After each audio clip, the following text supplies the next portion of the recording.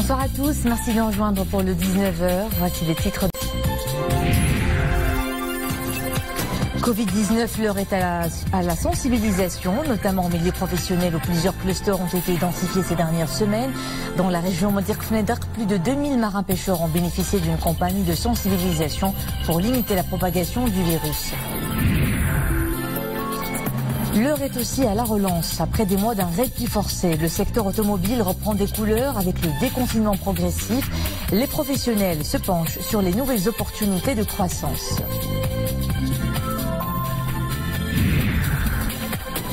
Et cet été, le tourisme est une autre activité qui tente de rattraper les pertes.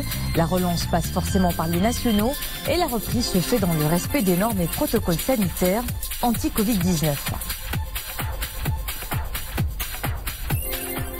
Nous commençons par ce message de félicitations adressé par Sa Majesté le roi Mohammed VI au président des États-Unis Donald Trump à l'occasion de la célébration de la fête de l'indépendance de son pays.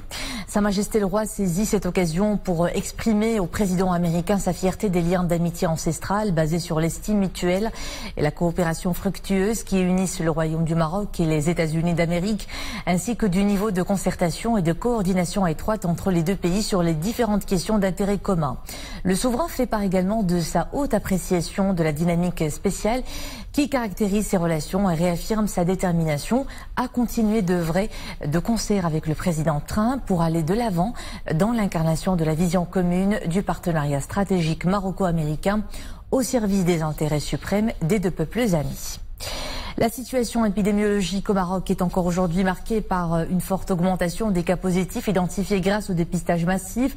534 nouveaux cas de Covid-19 enregistrés ces dernières 24 heures, 169 nouvelles rémissions, 9329 au total depuis le 2 mars dernier, soit un taux de guérison qui baisse à 67,5%. Deux nouveaux décès sont à déplorer, ce qui porte le total à 232, soit un taux de létalité de 1,7%.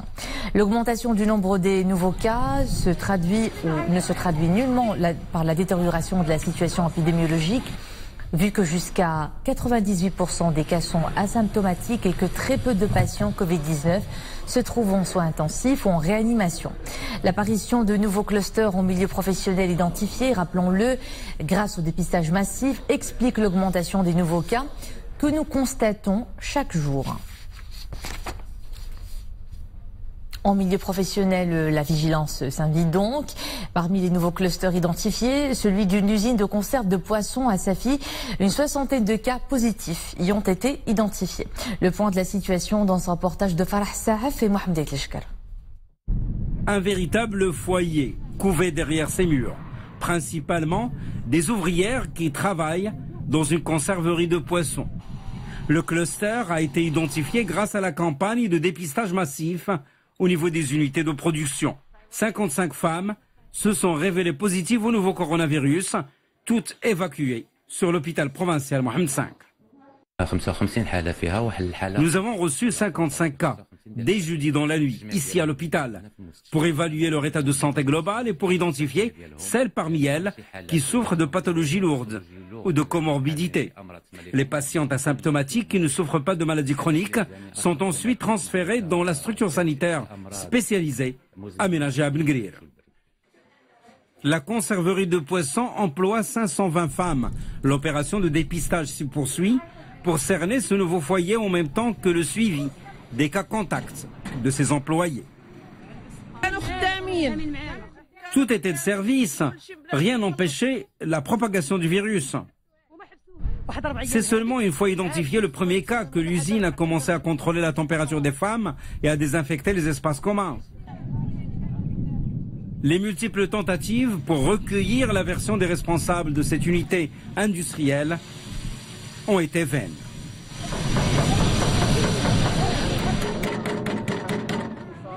À cause de ce cluster, Safi, jusque-là épargnée par le Covid-19, fait parler d'elle.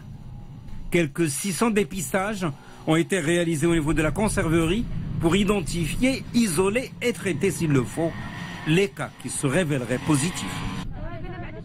Une situation épidémiologique qui se caractérise donc depuis plusieurs jours par l'augmentation des cas positifs. Il faut préciser qu'il s'agit de cas identifiés grâce à la campagne de dépistage massif dans les milieux professionnels.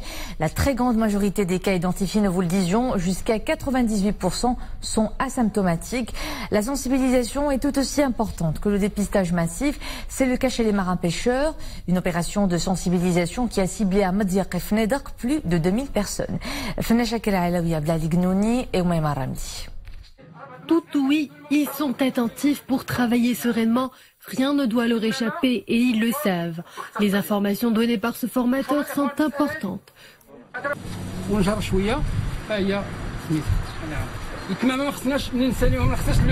Comment garder les mesures de distanciation physique?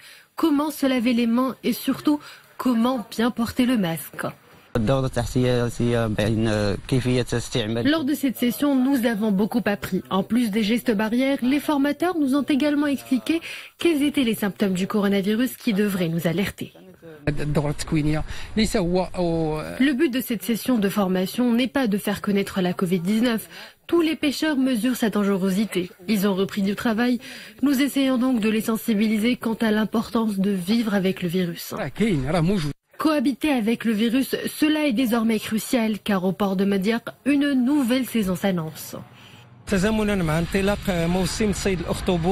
campagne de sensibilisation démarre au moment propice. Nous nous apprêtons à démarrer la saison de pêche aux poules pour l'été 2020. Les pêcheurs marins sont appelés à redoubler de vigilance.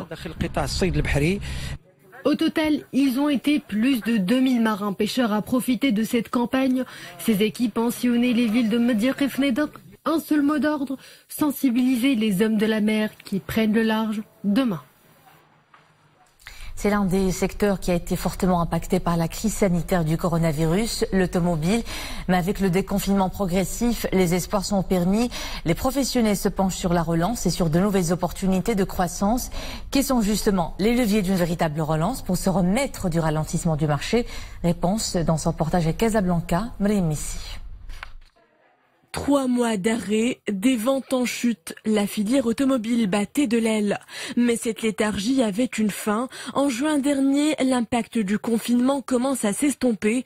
Alors qu'ils accusaient il y a quelques semaines un repli de 90% des ventes, les opérateurs du secteur y voient aujourd'hui plus clair.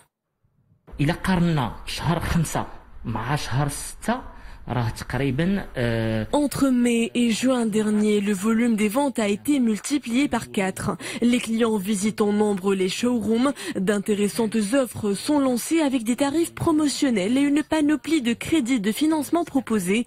L'ensemble des concessionnaires ont bénéficié de ces promotions, ce qui vient actionner le redémarrage du marché à l'échelle nationale. Une relance espérée mais toujours insuffisante pour rattraper des ventes en berne pendant les mois de confinement. Dans les showrooms, c'est le retour à la normale. Des véhicules neufs importés ou produits au Maroc. Les clients s'impatientent pour trouver la meilleure promotion. Elle peut désormais grimper jusqu'à 20%.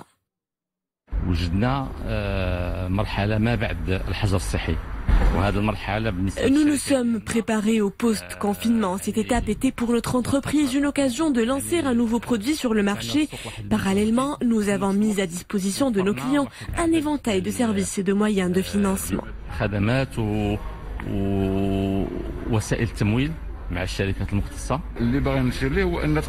Les sociétés marocaines relèvent à peu près toutes de groupes d'investissement géants.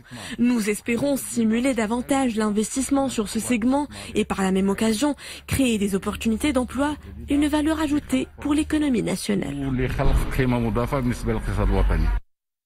Un optimisme à tout crin, de quoi aider le secteur à reprendre son élan d'avant-crise. Malgré des chiffres plutôt alarmistes, les exportations du secteur ont d'ailleurs reculé de 39% sur les 4 premiers mois de l'année par rapport à la même période de l'année dernière. Une baisse qui résulte essentiellement du repli des ventes à la fois de la construction et du câblage. Autre secteur qui a tout aussi pâti des effets de la crise sanitaire, le transport urbain. Acculé à l'arrêt pendant plusieurs semaines, ces professionnels revoient les tarifs à la hausse. C'est le cas de la métropole économique où les tarifs des grands taxis ont déjà augmenté. Une augmentation qui dépasse parfois les 50% du prix habituel. Non déplaise aux clients, pour les conducteurs, il s'agit d'une compensation des retombées de la crise du Covid-19. Car les recettes sont maigres alors que les charges restent les mêmes. Les précisions avec Mounia Marouche. Nous sommes dans l'un des parkings pour grands taxis à Casablanca. Les usagers se comptent par dizaines. Pour se rendre à leur lieu de travail, ils doivent effectuer parfois de longs trajets. Mais grande surprise ce matin, les tarifs ont doublé, sinon plus. Mis devant le fait accompli, ces clients mécontents n'ont pas le choix. Ils se plient à cette nouvelle tarification, pourtant improvisé. Le trajet Mdiouna-Casablanca revenait à 8 dirhams et là je dois débourser 15 dirhams pour le même trajet, ce qui fera 30 dirhams pour un aller-retour. C'est vraiment beaucoup. Pour me déplacer en ville, ça me coûtait entre 6 et 7 dirhams. J'apprends à ma surprise que les prix varient entre 10 et 15 dirhams.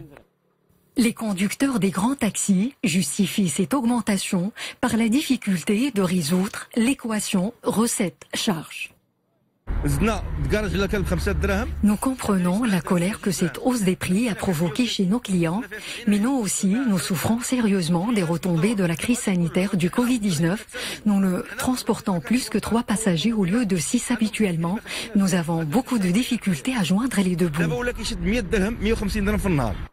Alors, comment les autorités locales expliquent cette situation mitigée? Augmenter les prix sans concertation avec les autorités de tutelle est une pratique complètement illégale. Du point de vue de la loi, aucune hausse n'a été prévue ni validée.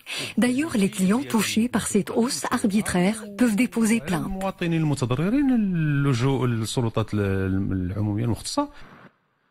La loi est donc claire, mais malgré la hausse des prix, ce moyen de transport continue de trouver preneur, grâce notamment à son efficacité. Le point maintenant sur les chiffres du Covid-19 dans le monde. Toujours plus de morts, au moins 526 000 et plus de 11 millions d'infections, avec un record aux États-Unis, plus de 57 000 en une journée. La Catalogne annonce de son côté reconfiner près de 200 000 personnes. En Australie, des milliers de résidents de Melbourne vont être reconfinés pour les 5 jours à venir à compter d'aujourd'hui. En Europe, le ralentissement de la pandémie se confirme avec des chiffres en baisse partout. Et puis en Chine, la municipalité de Pékin qui a connu un rebond du nombre de cas annonce la levée de la plupart des restrictions pour quitter la ville en assurant avoir stoppé la contagion. Aux États-Unis, les célébrations du 4 juillet sont à haut risque à cause du Covid-19 justement.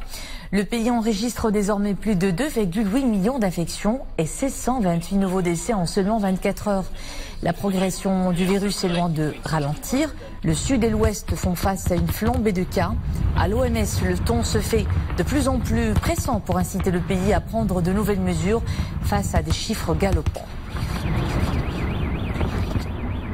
Retour chez nous, un bac pas comme les autres en temps de pandémie. L'examen national unifié se déroule cette année en 2 pôles. Hier et aujourd'hui, les candidats des filières littérature et enseignement originel passent les épreuves. Et dès lundi, ce sera au tour des élèves des branches sciences techniques et bac professionnel. Les résultats de cette session seront annoncés le 15 juillet. La session de rattrapage aura lieu, elle, du 22 au 24 pour toutes les branches.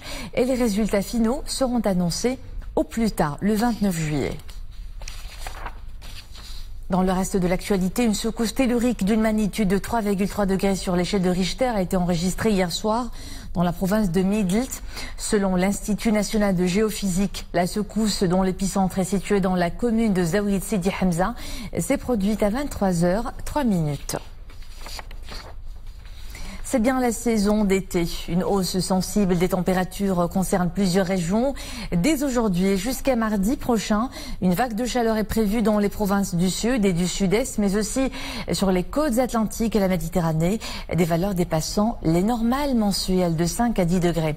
Nous en saurons plus avec Hussein Ouabed de la Direction générale de la météorologie. À partir de ce week-end jusqu'au mardi prochain et suite à la remontée des masses d'air sec et chaude en provenance du sud vers le sud-est, l'intérieur de nos provinces sud, les régions centre et l'est du pays. Et les températures accuseront une hausse sensible avec de 5 jusqu'à 10 degrés par rapport à la normale mensuelle, par rapport à cette période. Et donc des vents de Chergui souffleront sur les régions sud, le centre du pays. Les températures, ils vont varier généralement de 45 jusqu'à 48 degrés sur les régions du sud, sud-est du pays, les régions de Sousse, les plaines de Tadla, Hawzar, Hamna, Chiadma et quelques régions à l'intérieur du Loukous, Gharb, Chaouia. Des températures vont varier de 40 voire jusqu'à 45 degrés sur les plaines intérieures Atlantique nord et centre, les plateaux de phosphate Ouelmez, les régions de Seis, le Loukous, le Gharb et les régions de est du pays. Sur les régions côtières, les côtes atlantiques, les températures vont varier généralement de 28 jusqu'à 36 degrés. À partir de la journée du mercredi, il y a une baisse progressive des températures par le nord et le nord-ouest du pays et le temps se maintiendra encore relativement chaud sur les régions sud et sud-est du pays. Focus maintenant sur une filière qui vaut son pesant d'or, l'élevage et la production d'escargots. Le business est loin de tourner au ralenti, surtout pour ceux qui ont compris que ça peut rapporter gros. Des jeunes qui y mettent beaucoup d'énergie et de passion. Le reportage est réalisé dans une ferme à Mohamedia, une histoire à succès qui a pris le temps de fleurir. Saïd El-Idrissi et Sarah Katir. Cela fait plus de 4 ans que ces deux jeunes promoteurs se sont lancés dans cette aventure. Créer une ferme d'héliciculture dans la banlieue de Casablanca, une activité agricole délicate à la rentabilité fluctuante et qui nécessite une connaissance du domaine. Il y a plusieurs méthodes d'élevage d'escargots. Donc ici, on travaille avec la méthode mixte. Donc il se compose d'une salle de reproduction et d'un parc d'élevage, et puis des frigos, des stations de conditionnement. Cette méthode répond aux normes internationales et au cahier de charges demandé par l'ONSA. La ferme produit actuellement 6 tonnes d'escargots. 85% de cette production est destinée vers l'export, notamment vers les marchés portugais et espagnols. En termes de commercialisation, l'héliciculture ou l'élevage d'escargots dispose de réels atouts, puisque la demande en escargot est très importante et dépasse largement l'offre. Les Marocains consomment beaucoup et le Maroc est parmi les plus grands exportateurs d'escargots dans le monde. En 2018, le Maroc a exporté près de 11 000 tonnes et le secteur a généré un chiffre d'affaires de plus de 175 millions de dirhams. La production nationale d'escargots est estimée à 15 000 tonnes par an, dont 85% est destiné à l'export. L'escargot n'est pas seulement un produit d'alimentation ou de gastronomie, il est aussi très prisé pour sa bave ou vertus pharmaceutiques et cosmétiques. Après le confinement, l'heure est à la relance. Zoom maintenant sur un secteur vital pour l'économie nationale. Le tourisme, sa relance, on l'aura compris, passe par des nationaux, avec à la clé de quoi rassurer les clients quant au respect des normes protocoles sanitaires et de prévention. C'est un reportage à Tétouan, signé Fna Chakel Alaoui et Ablal Ignouni, avec un récit de Boukar Benrabrit. Nous sommes en Méditerranée et le soleil est au zénith. À la réception de l'hôtel, un air de vacances se dégage enfin dans l'air. Les premiers clients commencent à arriver. Ce n'est pas le grand rush, mais ce qui importe, c'est la reprise de l'activité touristique dans le cadre des mesures d'hygiène, notamment celle de la distanciation sociale. L'accueil a été très bien, les mesures de sécurité ont été très bien prises, les valises ont été désinfectées, tout a été très bien fait, les normes ont été très bien respectées, tout le monde est avec les masques, tout le monde est séparé avec la distance, franchement, étonné. Nous sommes ravis encore une fois de pouvoir ouvrir nos portes et accueillir nos clients et bienvenue dans notre hôtel. La région est très prisée par les touristes nationaux. Le personnel de l'hôtel met les bouchées doubles. Il faut veiller au respect des mesures sanitaires pour prévenir tout risque de propagation du nouveau coronavirus. Cela passe par plusieurs étapes, notamment celle de la désinfection des chambres et des lieux de restauration. Nous avons effectué un dépistage au profit du personnel de l'hôtel. Pour ce qui est des mesures d'hygiène dans les cuisines, nous avons renforcé davantage ces mesures. Tout le matériel de cuisine est soigneusement désinfecté après chaque utilisation. Nous avons respecté toutes les normes sanitaires qui nous ont été demandées. Désinfecter les bagages, les tapis désinfectants, les gels hydroalcooliques, les distributeurs infrarouges de ces gels. Nous avons mis exactement la salle d'isolation qui est fin prête. Les nationaux représentent d'habitude la grande majorité de la clientèle durant les mois de juillet et août.